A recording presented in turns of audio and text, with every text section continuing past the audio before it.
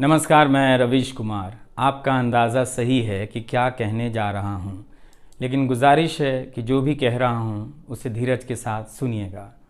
भारत की पत्रकारिता में स्वर्ण युग तो कभी था भी नहीं, लेकिन आज के दौर की तरह भस्म युग भी नहीं था। भस्म युग से मेरा मतलब है जहाँ इस पेशे की हर अच्छी बात तेज़ गति से भस्म की जा रही हो। यह दिन भी आना ही था।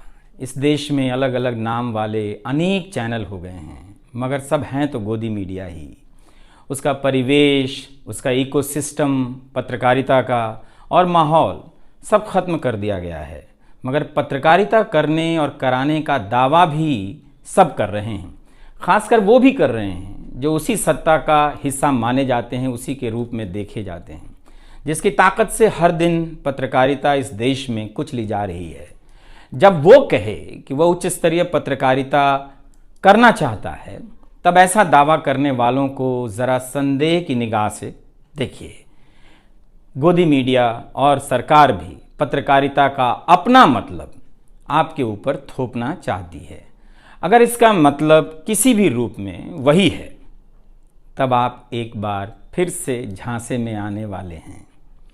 इस वक्त अपने संस्थान को लेकर कुछ खास नहीं कहना चाहता, क्योंकि भावुकता में आप तटस्थ नहीं होते, ऑब्जेक्टिव नहीं हो सकते हैं। एनडीटीवी में 26-27 साल गुजारे हैं। इतनी लंबी यात्रा के अपने उतार चढ़ाव भी हैं। अनेक साथी, वरिष्ठ, कनिष्ठ सब शामिल हैं। कितने लोगों ने साथ दिया है।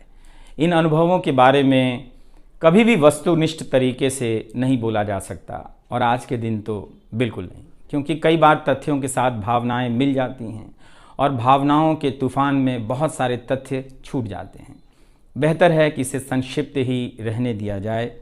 जो आदरणीय शख्स हैं उन्हें मैं याद कर ही रहा हूँ।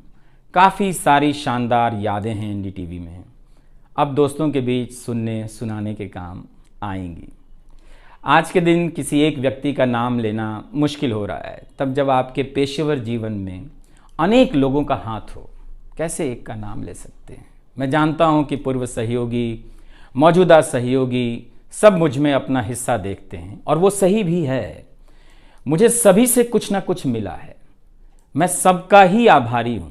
इसलिए एक का जिक्र कर बाकी को छोड़कर आप न्याय नहीं कर सकते, खासकर ऐसे दिन।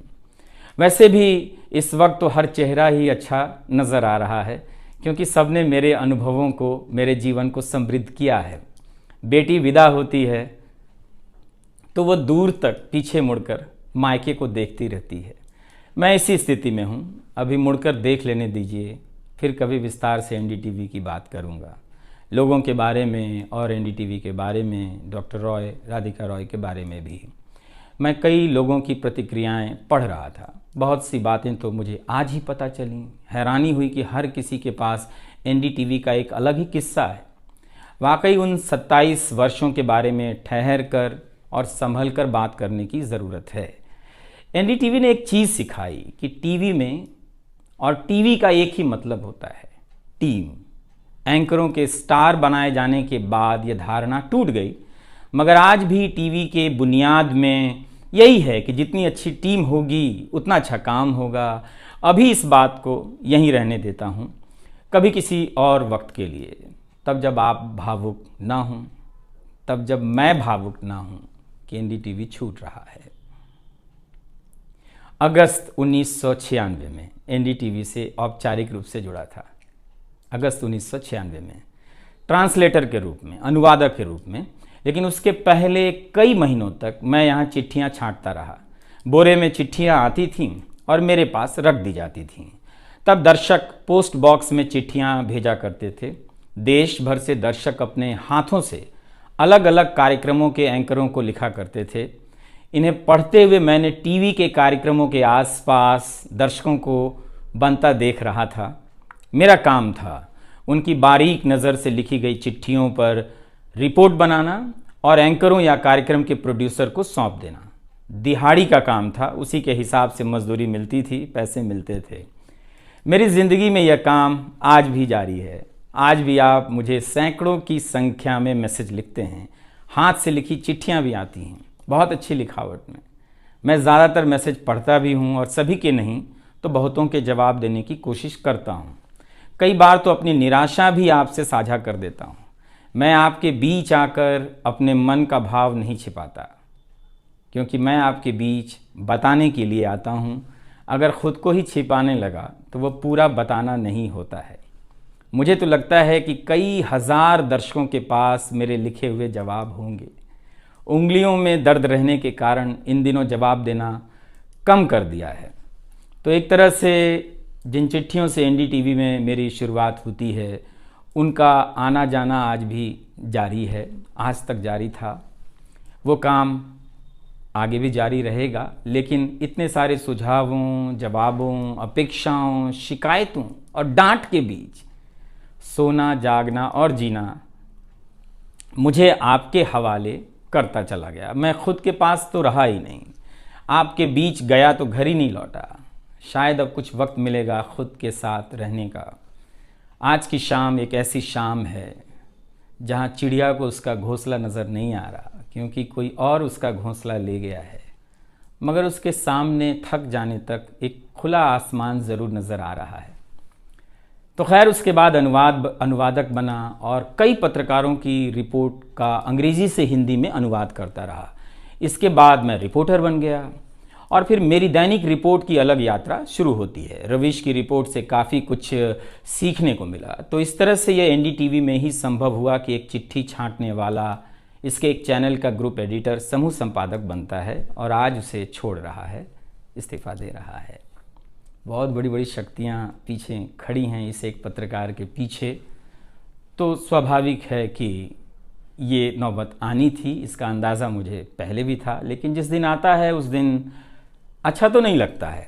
लेकिन मैं आपसे यह भी कहना चाहता हूँ कि जब भी मेरे बारे में मूल्यांकन करें, इस बात की सहानुभूति मुझसे ना रखें कि मैं चिट्ठी छांटता था। मैं उनकी तरह नहीं हूँ कि अचानक चाय बेचने की बात करने लग गया। उतर रहा हूँ जहाज़ से, बात कर रहा हूँ चाय बेचने की। सहानुभूति के लिए या फिर अपने संघर्ष को महान बताने के लिए मैं ऐसा नहीं करना चाहता। इस देश में हर किसी का संघर्ष ही पहाड़ चढ़ने के जैसा है। आप एम्स के बाहर मरीज़ जो खड़े हैं, उनके परिजन जो खड़े हैं, उनसे मिल लीजिए। आपको पता चल जाएगा कि उनकी चुनौतियाँ कितनी बड़ी हैं और आपका दुख कितना कम है, छोटा है। लेकिन आज के दिन मैं आप सभी के बीच दर्शकों की बात करना चाहता हूँ। इस दौर में कुर्सी पर बैठे किरदारों को टूटते हुए देखा, सबने देखा। संस्थाओं को भस्म होते देखा, आपने देखा। नफरती तूफान में लोगों को भटकते देखा, मगर मैंने इसी दौर में एक नई संस्था भी बनते देखी है। वह संस्था है जनता की संस्था, दर्शकों की संस्था। दर्शक ही अपने आप में इंस्टीट्यूशन बन जाते हैं। आप दर्शकों की संख्या भले कम है, मगर आप दर्शकों ने मिलकर जर्जर किए जा रहे इस लोकतंत्र में जनता नाम की संस्था का पौधा सूखने से बचा लिया। एनडीटीवी में मुझे जब भी अवसर मिला मैंने जान लगा दी। मैंने कभी उन अवसरों को अपने लिए नहीं देखा, बल्कि यही सोचा कि ये अवसर मुझे आप दर्शकों के लिए मिला है, इसलिए उन सभी अवसरों को आप दर्शकों की कहानियों से भरता चला गया और मैं आप दर्शकों का होता चला गया। आपका दावा मुझ पर बहुत बड़ा है, मैं जानता हूँ। आप मुझ पर बहुत दावा रखते हैं।